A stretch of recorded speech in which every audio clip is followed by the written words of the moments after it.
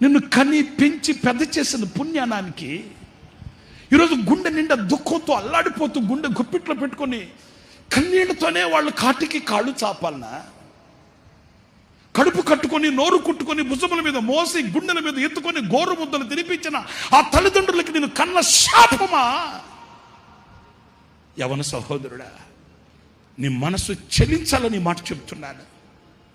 యవన సహోదరి, నీ గుండె కరగాలని మాట చెప్తున్నాను. నీ ఫ్యూచర్, నీ భావి భవిష్యత్తు ఆశీర్వాదకరముగా నిలవాలి.